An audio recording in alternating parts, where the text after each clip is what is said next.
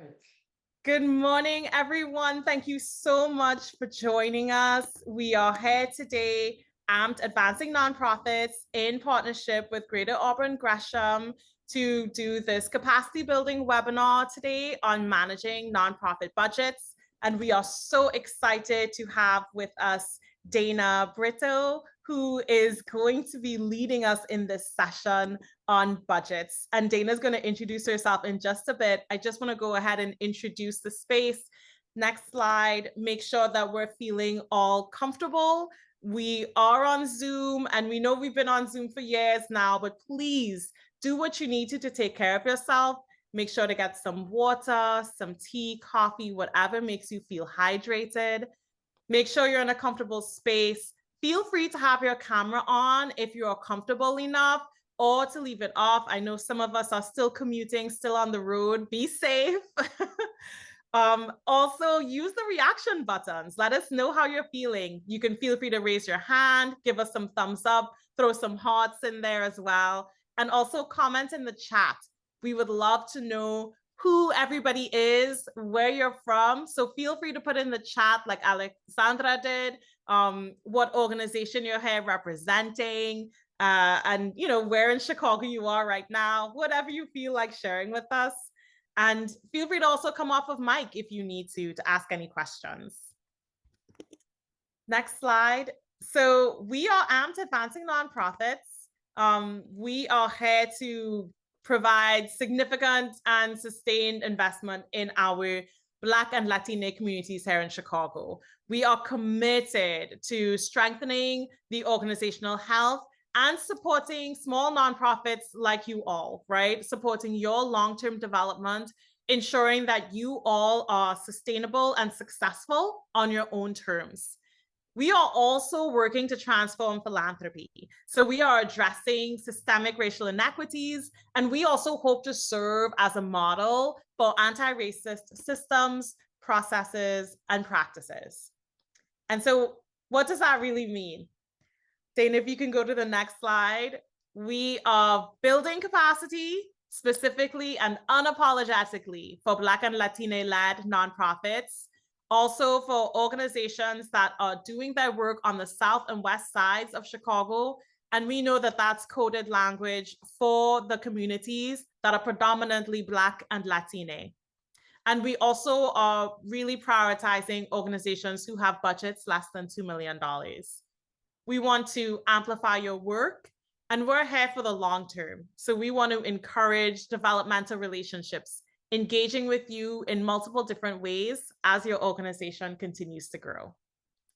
So with all of that said, thank you so much again for joining us. I'm going to let Dana now introduce herself and take it away with this incredible content that she has prepared for us today. Thank you so much, Anna. Hello, everyone. Good morning. My name is Dana Brito. It is an honor and a privilege to be here with you all.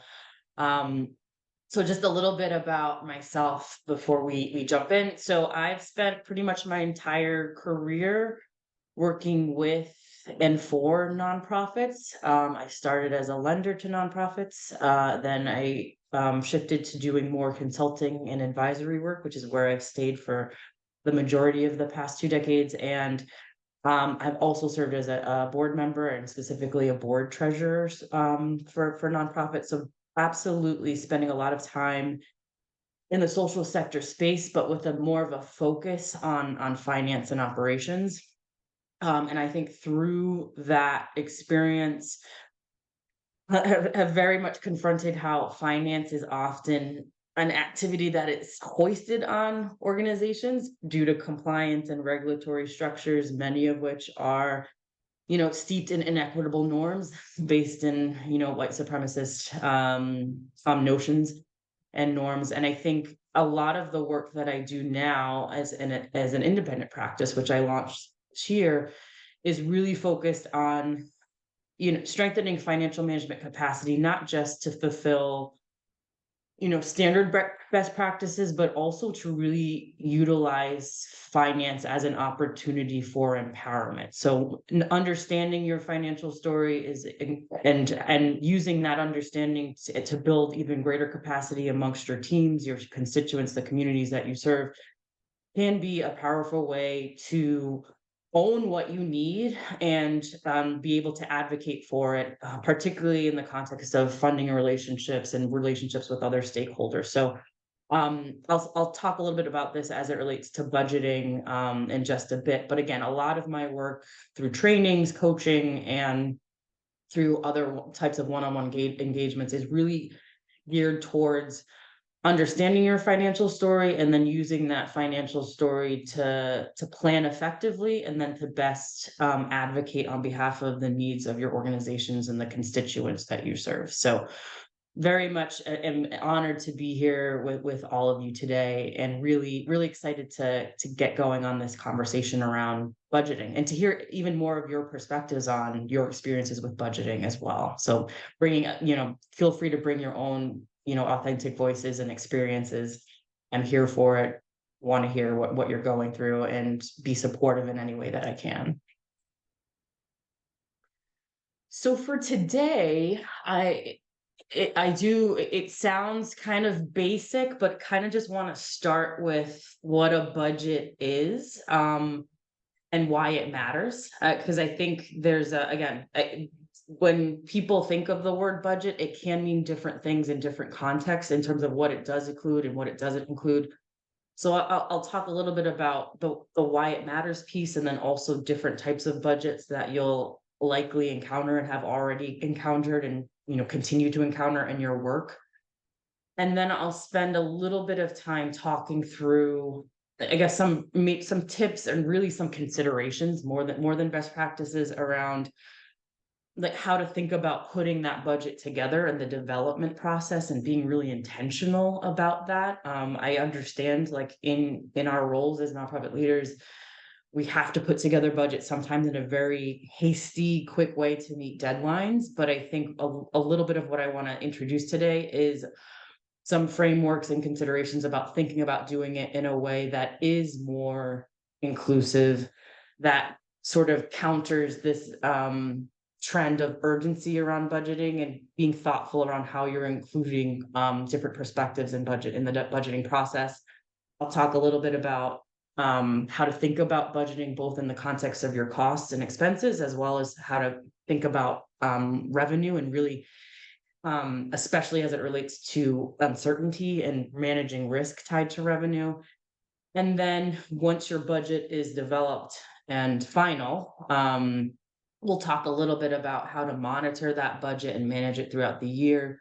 And when necessary, think about times when you might need to reforecast or reproject what that budget is based on the realities that you experience throughout the year.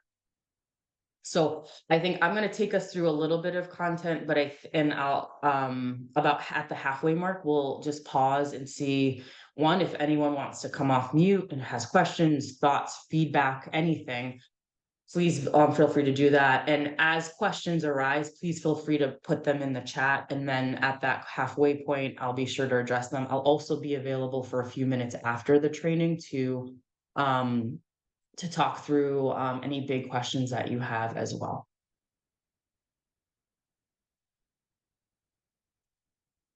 So starting again with this, just a very, I guess, baseline understanding of what a budget is. I think in the most basic terms, it's really just informed estimates of what it costs to do the work that you do and the funding needed to cover that work. And I'll talk a little bit about this in a bit, but when you're thinking about the funding necessary to cover what it takes to do your work, I think especially as a nonprofit, it's important not just to think of your expenses for this year, but thinking about what investments in infrastructure that you might need. So especially if you have aspirations for growth, it's not just what we need to cover this year, but if we need, one additional staffing person, or if we need to invest in a certain, development software, what have you, it's making sure that you're aiming to budget not just for what you need now, but what you need for the future. And I'll talk a little bit more about that in a bit.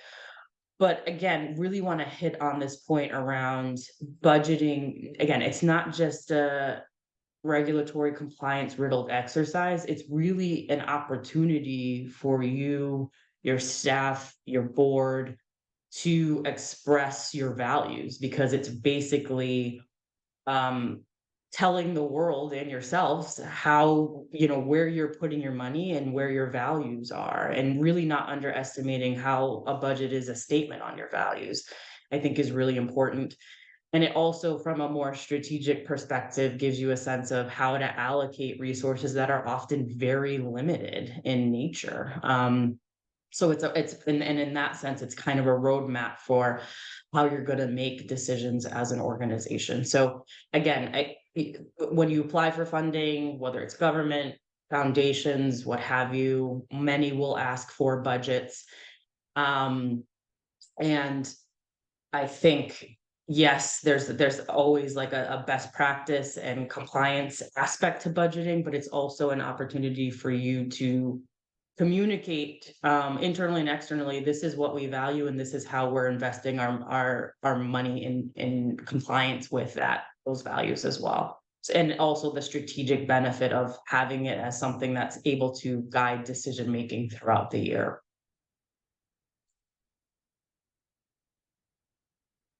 So like I mentioned, there's actually many types of budgets. So I think that, and again, sort of starting from, I guess, the bottom up, a capital budget is something that I very much consider something that's very focused on facility related needs. So basically costs that will be basically capitalized on your balance sheet. So property and equipment, land, buildings, and it's a budget that is outside of your programming and services and your day-to-day operations. It's important to think of that separately than your operations, because you can't most organizations don't buy a building or go through major leasehold improvements on their space every single year, and it's going to take additional funding on top of your operations to cover that. So that's a big reason why you should be thinking of those things together, but also separately, because they operate differently. The other budget is basically a cash budget or cash flow projection. So it basically takes your organizational budget and puts timing behind it, and especially if you're accounting on a cash basis, it's telling you when money's coming in and when money's going out. So it gives you some sense of seasonality. It also helps you anticipate, well, if it's January right now and I know I'm going to be cash lean in April, what am I going to do? Am I going to try to accelerate some pledges coming in? Am I going to within reason and within the capacity, are there certain payments that I can or talk with certain vendors that I can have to renegotiate some payment schedules? That is really important from a timing perspective to make sure that you're preserving cash the way that you need to. And then there's program budgets and grant budgets, which again, usually those are the type of budgets that you're doing that will either be submitted to a funder for a specific project or a specific grant.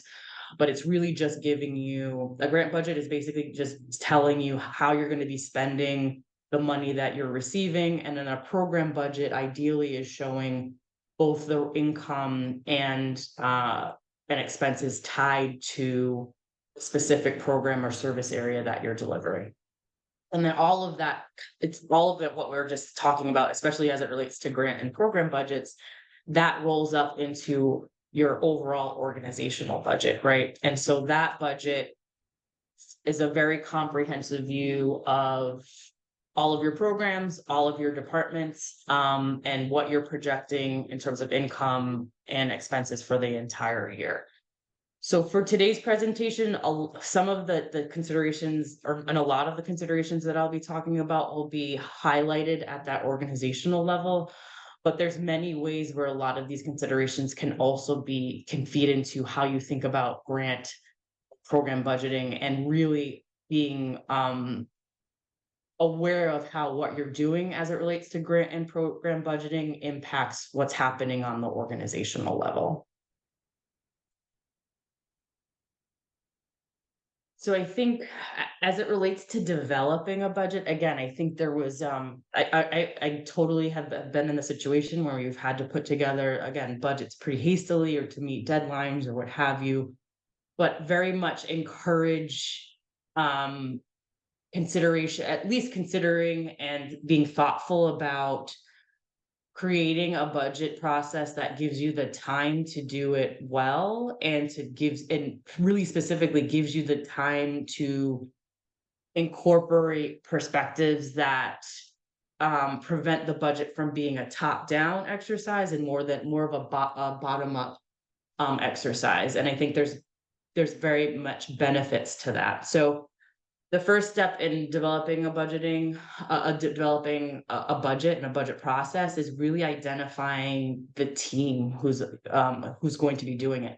And even if you're a 1 to 2 person organization, I think involving, between yourself, your board members, or any other stakeholders, advisory committees that you really want a holistic view of your needs as an organization, right? So you want to make sure that you're understanding, and again, it's at least starting it from a perspective of what do we need to do what we want to do and to do it well, rather than trying to pigeonhole that into available funding. So starting a little bit from a dream space, if you will, and and then again, making decisions and whittling that down as necessary based on available funding and funding parameters. But in terms of developing the team, you want to make sure you have perspectives that reflect who's involved in your programming for sure. So that can be anyone who's directing and leading your programming.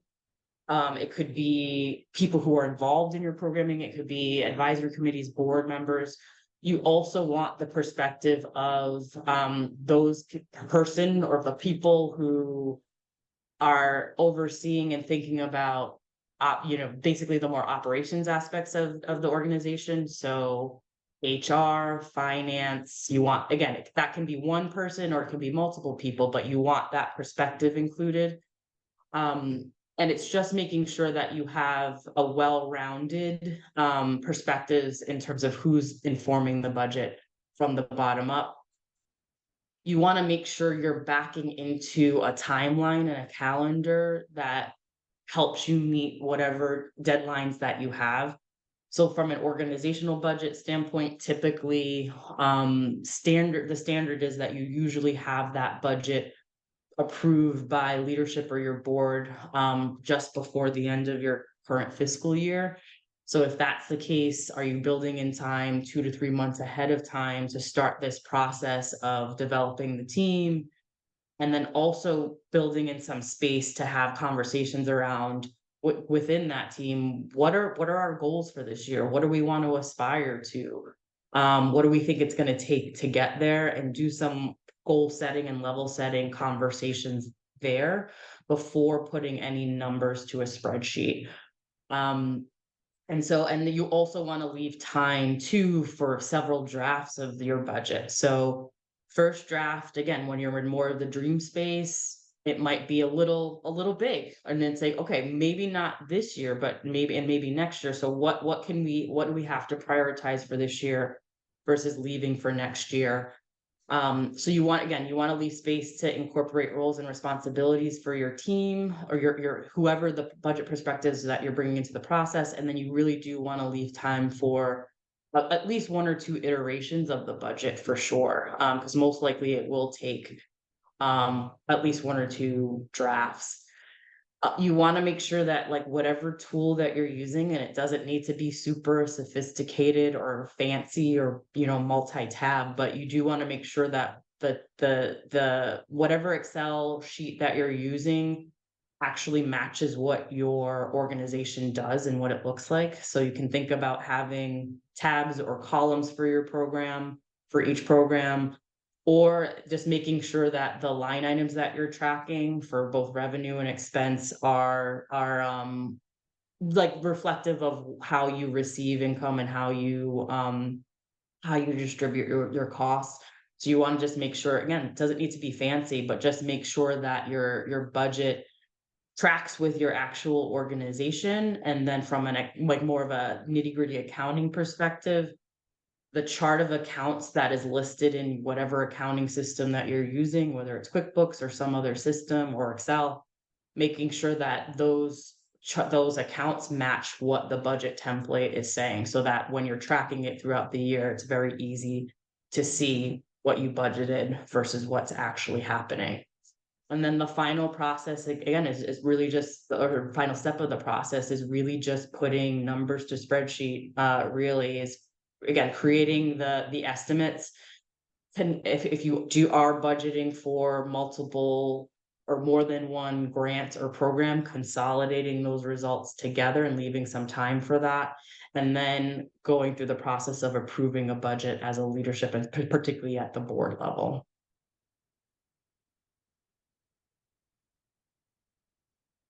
So I think when thinking about budgeting, I mentioned the importance of leaving some space for goal setting at the top of your budgeting process to make sure you're aligned on goals.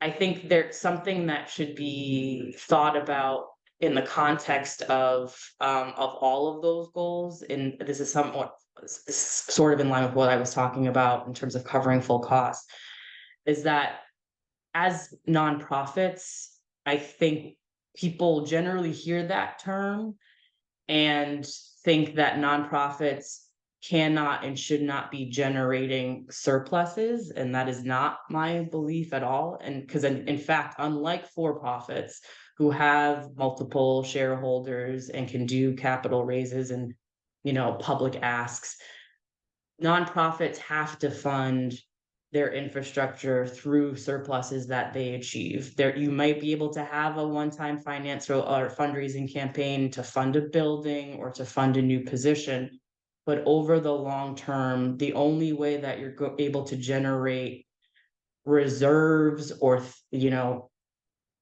amounts needed to cover cash flow shortages throughout the year, invest in new software, invest in office repairs or new computers. The only way to do that is to ensure that you're building up reserves through surpluses. And so surpluses become as hard as it may be, and I know you're sort of balancing this conundrum of, my job is to serve the community and to serve it at the best way, in the best way possible. But inevitably, your ability to serve the community is going to be jeopardized if you don't have some level of cushion available to mitigate risk, whether that's losing a grant or some unanticipated expense. So I think the key takeaway here is, when you're thinking about budgeting, don't just think about the cost that you need to incorporate this upcoming year. Have it be tied to your longer term vision, goals, and strategies, and making sure that whatever you're budgeting for allows for a little bit more of a cushion, or at least starting to build up that cushion, so that you are setting up your organizations for long-term success and the ability to serve your communities in a long-term and sustainable way. And so what you're seeing on the screen is, again, when I'm talking about reserves, I'm talking about, if you look at your balance sheets and you take those net assets without restrictions, or basically the portion that's not either restricted for future years or tied up in property and equipment. If you're looking at that liquid portion, and the calculation is on the screen, that's what you want to think about. And there's different benchmarks for what that number should be. It can be equal to 3 months of your operating expenses. It could be equal to 1 month. It could be equal to 6 months. It really just depends on what your needs are as an organization and what your strategies are going forward. But the best way to maintain that is to make sure that you're budgeting for some type of surplus each year.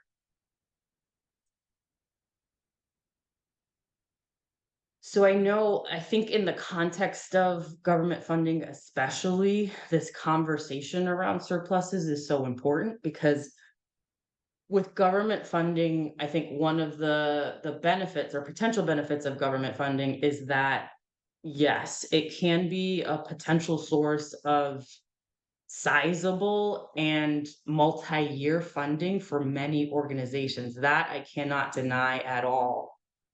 But it also comes with, again, the fact that a lot of government funding is very highly restricted in terms of how you can use it. So you can usually only use it directly for programs and services that you have agreed to deliver with each agency. That you might be able to get some level of indirect coverage, to cover costs like management time, executive director time, outsourced accounting, HR, what have you, but it's very hard to ensure that you're getting the full amounts necessary to cover those just through government contracts. So usually organizations that have heavy concentration of government money also need to make sure that they have fundraising capacity to make up for the gaps of that government funding. In addition to that, funding from governments is notoriously delayed. I think for those of you who operated nonprofits or were in managerial positions during budget impasse in 2017, know that like there was organizations that didn't receive funds for almost 18 months. And so not to say that that's going to happen every year, but even under, normal status quo circumstances, the receipt, especially if you're getting payments on a reimbursement basis, that can take, I think the average is 60 to 90 days. You might have an agency that's quicker, and more power to you. Hold on to that relationship as long as you can. But they're notoriously delayed. So what that means is you need to front the cash before you get it from the government agency. And again, you can only front the cash if you have those reserves that I was just talking about.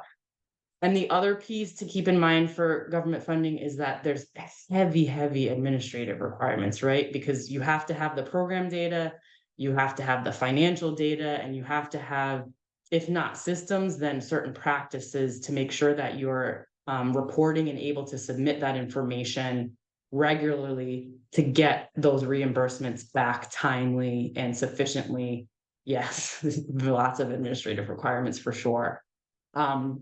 And so again, as before going into government or exploring government agencies as a funding source, be very intentional and ask questions about what are the reporting requirements, because if you don't already have the staff time and the capacity, never mind the systems to do it, it can be a real burden. Again, I'm not discouraging you from seeking government funding, and I want to make sure that that's clear. But really just understanding operating implications of it can be huge. Because again, most likely you'll have to have some cash available to cover delays and then to cover any staff capacity or systems that are going to be needed to make sure that you're delivering the reports needed to get your invoices and vouchers in on time and get paid. So I've talked a lot.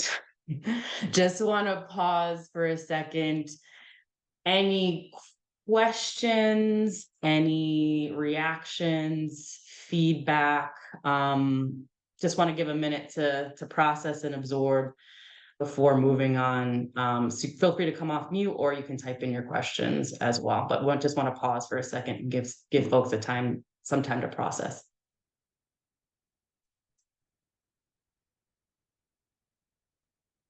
Yeah, and I'm looking at Alexandra's before you apply. Yeah. Keyword before you apply for government contracts, understand what it will take. Yeah. Dana, Do you have it? Go ahead, Anna. Oh, no, I was gonna say, if you can go back 2 more slides to that equation that you had down at the bottom. Oh, this one. Yeah. Yeah. Because there are so many terms in there. If you could take a Yes. second just to Absolutely. define what all those terms are. Yeah.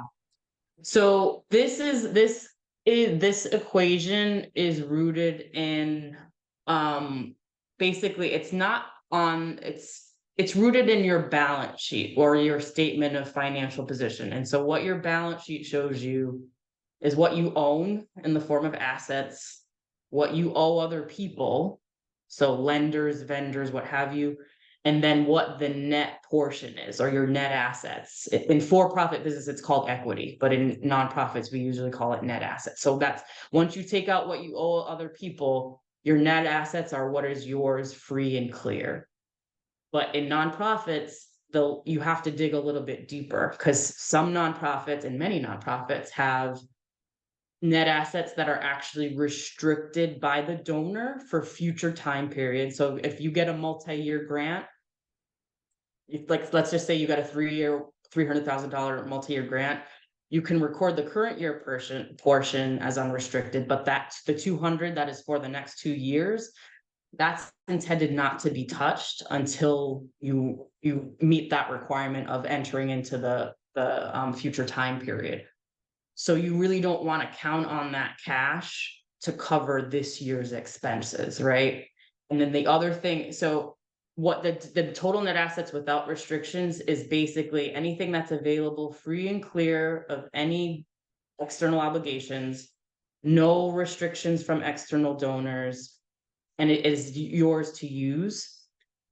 You also want to take out of that, though, anything that's tied up in property, equipment, software, because again, ideally you don't want to have to sell that stuff to cover your needs, right? Because you need that to operate.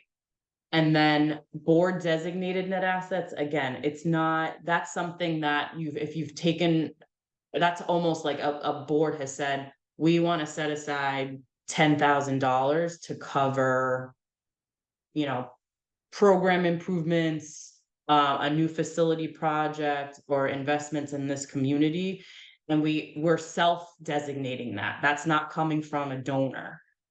So after taking out all of those layers, so you take out what you owe other people, you take out what's restricted by the donors, you take out any fixed assets, and then you take out what you yourself are designating, that's where that reserve comes from. And again, it will look, this number is going to look different depending on who you are, and what your benchmark for that number is should look different based on who you are and what your goals are. But the point there is that once you take off all those layers, there should be some level of cushion there, because again, if you lose a grant or if certain income doesn't come in as high as you wanted it to be, that's what's there to cover costs and to give you some level of security, especially as you embark on anything that's new or uncertain, and especially as you pursue government funding, which, like we talked about, can be delayed and very cost intensive from a regulation and requirement standpoint.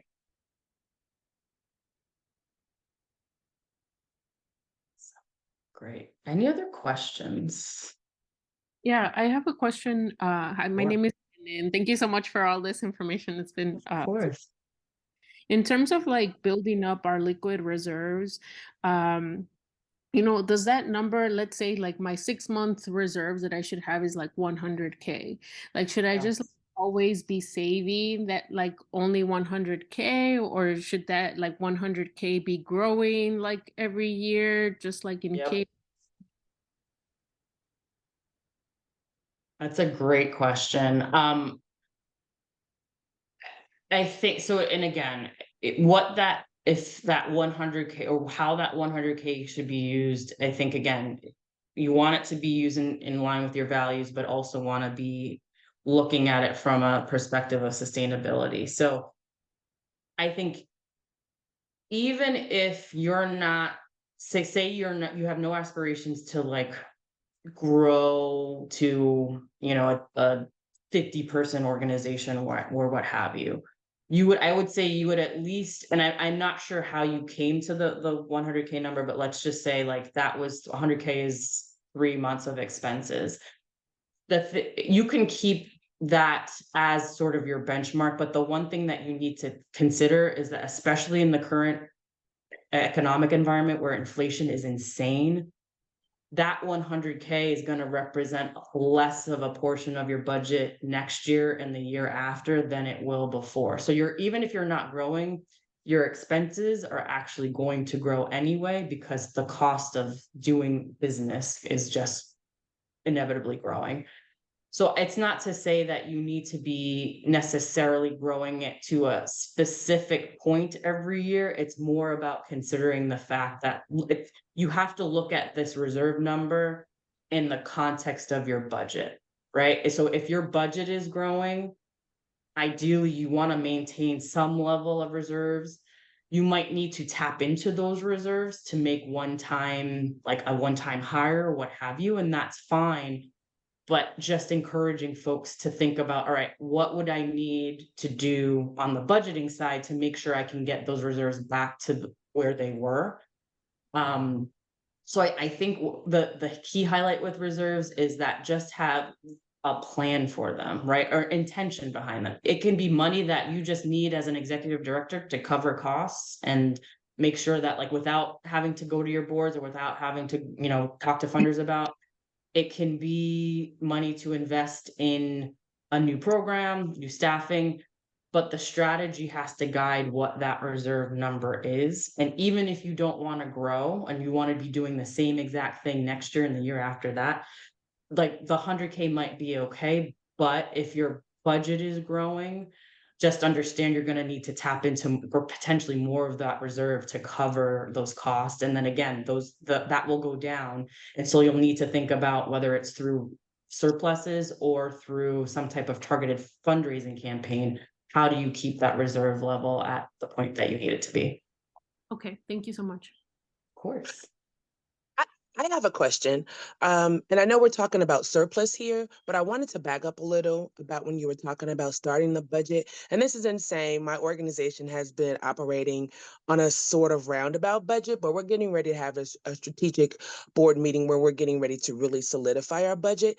And so when you're thinking about those numbers, are you just kind of blue sky in it? Or are you kind of like, do we need to do more research to figure out what's the what's kind of like the best practices or the ballpark for those things that we say that we need? Yeah, that's a great question. I think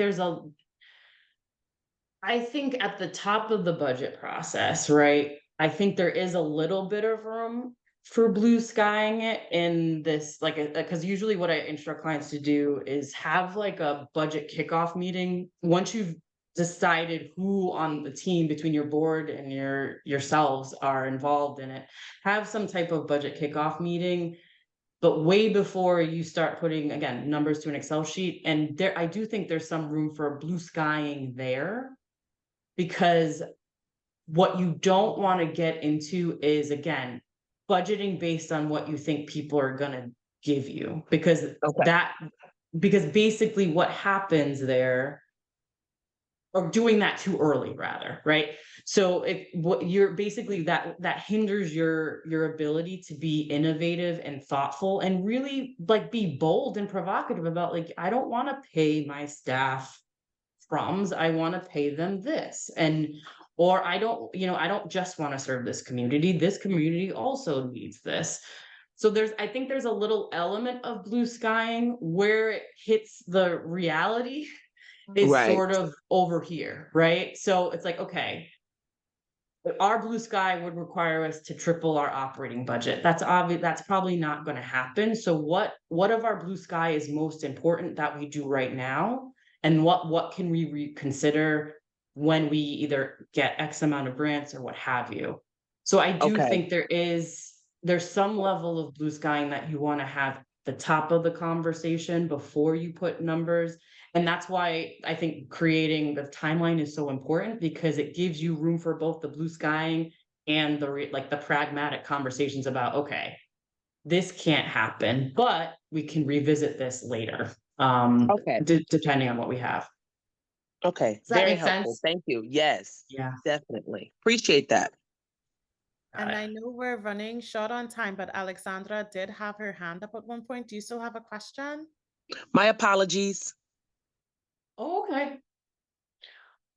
Well, thank you. These have been awesome questions. And I think we'll actually probably revisit elements of what we just talked about and what we're going to talk about. So I think just as in terms of actually, again, getting to the point where you are putting numbers to a spreadsheet, there's plenty of templates out there that you can think about. I'm including a link to one that I like using. So I used to, in full transparency, used to work for an organization called FMA, or BDO FMA as they're now called, or BDO, I think they're now called. And they have a tool on this website called it's a program-based budgeting tool. And again, in line with this theme of team-based budgeting, this is a tool that helps create, one, it helps you see what programs and services are and how they're impacting your overall financial picture, because you can see it program by program, department by department.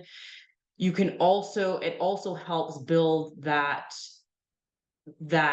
spirit of empowerment and ownership, because ideally people who are responsible over program A versus those who are responsible of like fundraising or just overall administration have a very clear, pathway for how to think about what pieces of the budget that they own. And the other added benefits of this is that it helps you think of this tool in particular, is that you can see what costs are directly tied to each program, and then what costs might be shared across all of your programs.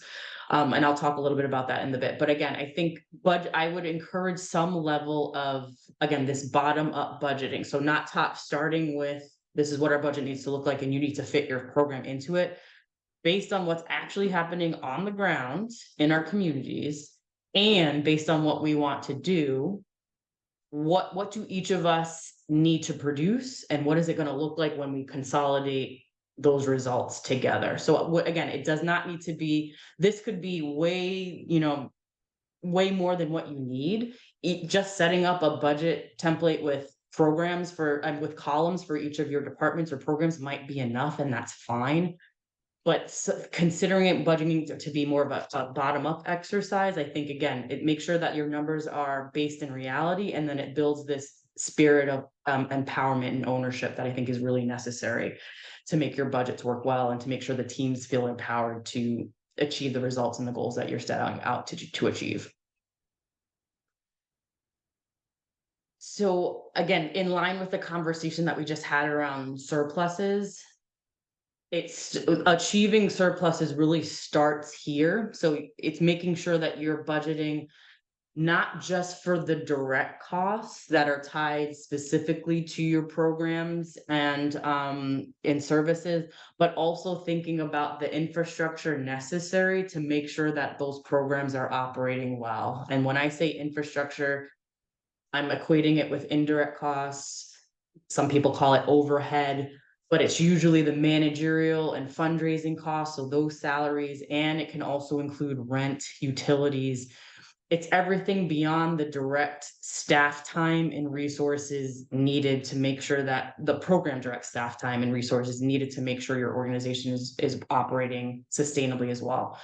So in order to achieve a surplus, and in order to be sustainable in the long term, you need to make sure you're thinking about not just the specific program related expenses, but everything that is needed beyond that. So especially if you're an executive director, your staff time, anyone who's managing, and even if you're outsourcing other operation stuff like fundraising, HR, IT, finance, like all of that.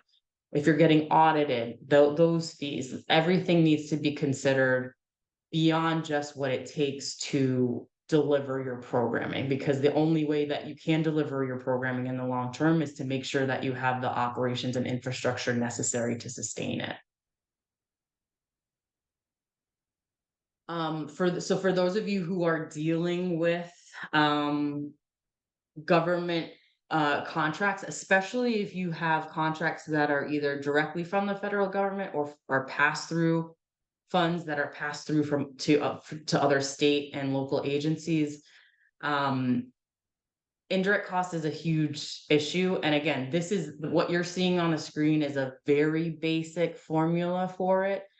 My biggest takeaway here is to work with your primary funding agency for those of you who do get government funding, confirm if there's any federal funding or if it is federal pass-through for sure.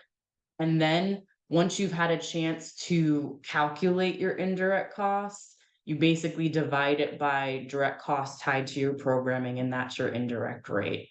The minimum rate that you should be getting ideally is about 10% based on industry standards, but most likely, and don't be surprised if it's more than that. But I think especially if you have the opportunity to negotiate your own rate, you could potentially get more, sometimes significantly more than that 10%, which is why knowing this rate and budgeting for it is so incredibly important, especially if you get government funding, because you want to maximize what you can get there, because that maximizing that helps you cover your costs, which again leads to the surpluses. And we talked about the importance of those in terms of long-term sustainability.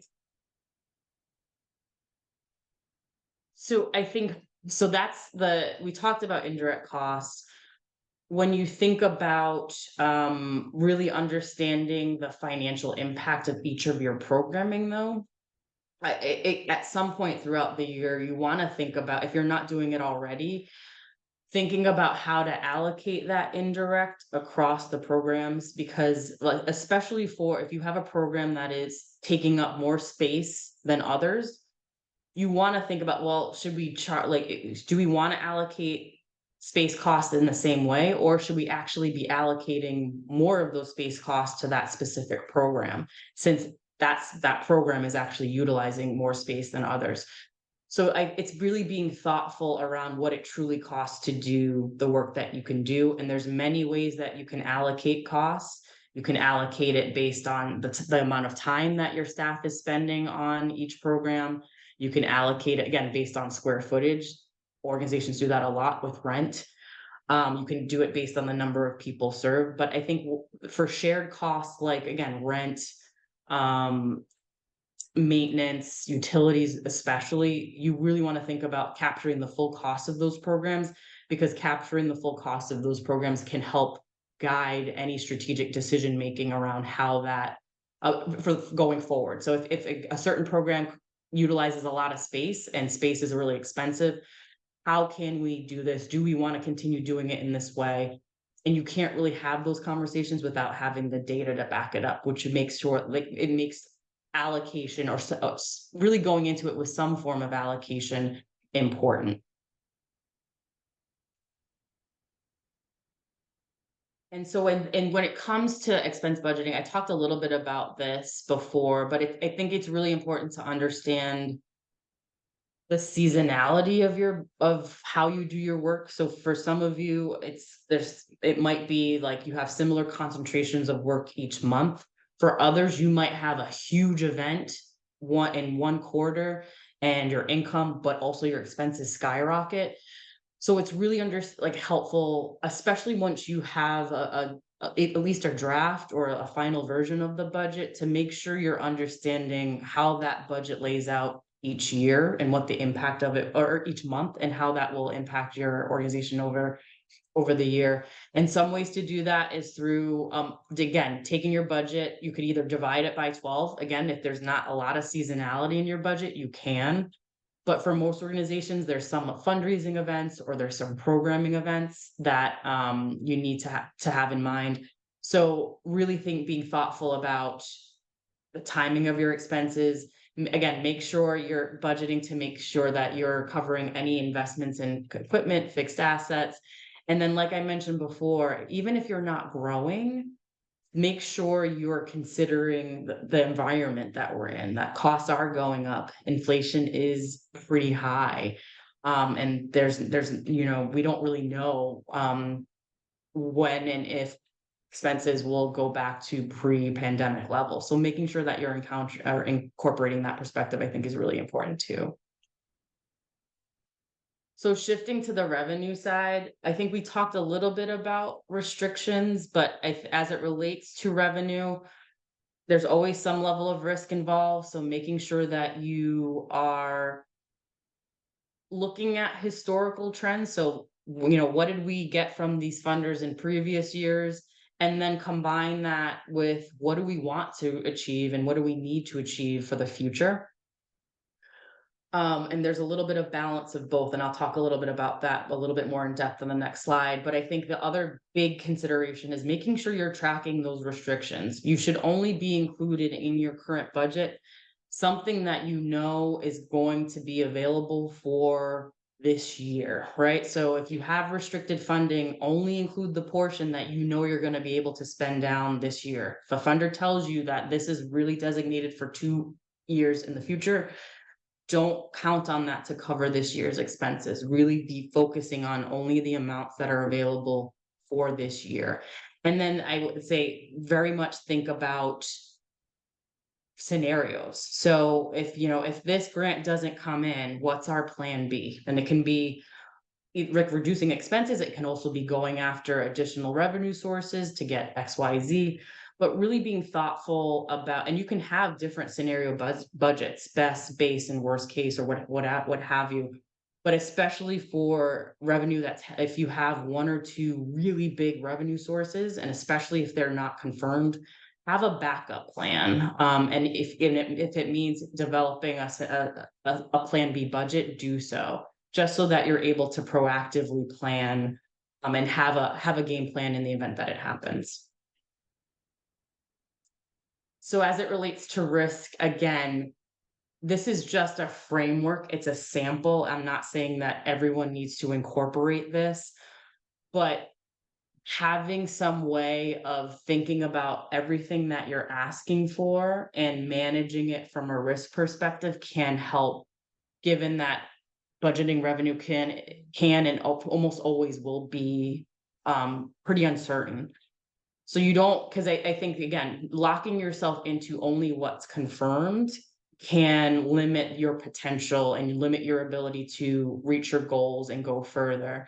So what this does is you can dream a little bit here, because again, you're including stuff that beyond just what's confirmed, either verbally or with a grant letter. But it's also, again, from a risk perspective, it's like, I'm not going to budget something that it isn't confirmed or that's highly unlikely at the same level as something that's already in the door, right? So again, you don't need to use this exact framework. However you want to think about likelihood, you can think about it. You don't have to think about the percentages in the same way. The big takeaway here is making sure that you have or are considering different ways of budgeting revenue that is not fully in the door yet or not fully confirmed, and that using that as a way of mitigating and managing risk. I like Alexandra's so do not dream too much and use the conservative dream side. It's balancing the dream with the pragmatism, I think, is the key, which is hard. And then for government contracts, we got to some of this before. Make sure you know what's allowable or not. I've worked with organizations who submit vouchers for costs that are not allowable, and then they're thrown back at them, and they have to wait another month before you get your reimbursements. So make sure you're working along, especially if you're managing the funding side of the government contract, make sure you're working alongside your program staff and saying, hey, are we going to meet our deliverables this month? If not, what do we need to consider? And it's like, not all organizations or not all government funding agencies allow for modifications. But if they do, and if you can proactively see that you're going to have an issue based on staffing issues or community needs, whatever, proactively identify that. And for agencies that do allow modifications, pursue that when you can and when you need to, and do it proactively. Because even when they're available, modifications usually run along a certain timeline for the agency. And once you miss that window, it's gone and you can potentially leave money on the table. So again, know what's allowable and not, and making sure you're proactively managing the program units so that you can spend down that and fully take advantage of the money that's available. So once the budget is developed, again, I think in terms of democratizing the financial management and making it more of an inclusive exercise, not all of us like looking at spreadsheets. So make sure, like, build in a narrative, a couple bullet points, maybe use some graphs, what have you. Something that actually tells the story and makes it as accessible, especially to non-finance people, as possible. So tell the story. What are you trying to do? What are the line items that you're most concerned about? What are you most excited about? And then along the lines of like the dream space conversation, the dream space items that didn't make it into the budget, be transparent about it and have a conversation about like how and when can we revisit those. Just and again, so to make sure that like you're taking full advantage of that strategic thinking that you underwent together. So once the budget is set, it's finalized, ideally, especially if you're using QuickBooks, you put it in the system and then you're looking at throughout the year at a minimum, a monthly basis, how well are you doing against your actual budget? So you should be producing, especially if you have QuickBooks, this is easy to do as long as you're entering the budget at the top of the year, a budget versus actual report. So something that is represents that budget that you created and how you're actually doing against it. And talk about the variances, like are we behind on revenue? Why? What do we need to have an event? Do we need to talk to a certain funder? Like, do we need to do a specific campaign? What have you? And make sure that you're using those conversations and having them regularly and having the right people at the table to make the decisions that you need. Thinking about tools like dashboards, like we said, to track certain indicators, whether it's a certain grant or a certain expense line. And then especially at mid-year, you should be thinking about reforecasting your budget.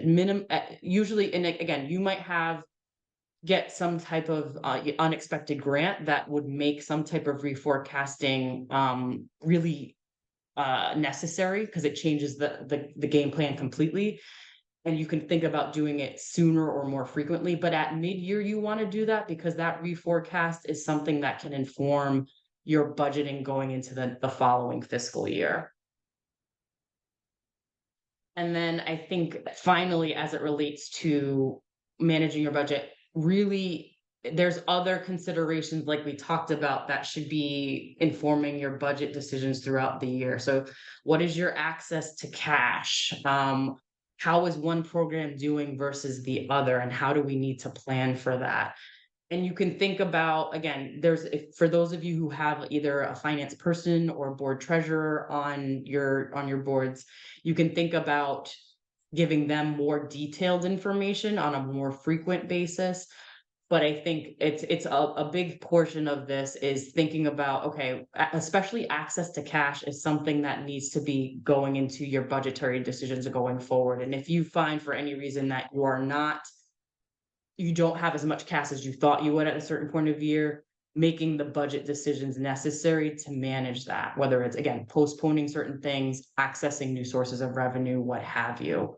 But again, you're looking at this information together to make the decisions necessary for sustainability and to make sure that you're meeting your goals and your mission as an organization. So I guess in terms of key takeaways, again, make space and time to get the right people at the table, reflecting the right holistic perspectives on your organization. So make sure your operations is represented in some way, even if it's just you. Make sure that program and service delivery teams to some extent can at least be involved in the dream space. And make sure you have board perspective. Make sure, again, you're thinking about those full costs. Make sure you're budgeting for the current year, thinking about reserves and longer term investments. Make sure you're managing for the inevitable uncertainty tied to risk, and make sure that you are making time to monitor how well you're doing against your budget and making space for reforecasting and reprojecting when necessary. And with that, I'll hand it on to Anna.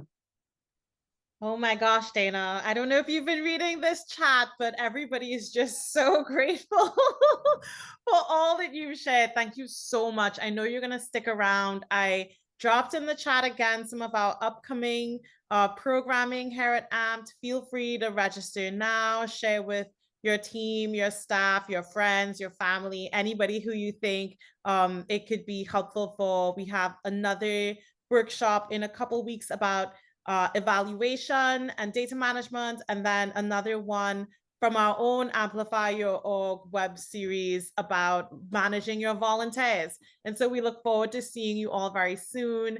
Thank you so much, Dana. I appreciate you. Ah. And please, anybody with any questions, feel free to come off of mute now and ask your questions. I'm going to go ahead and stop the recording.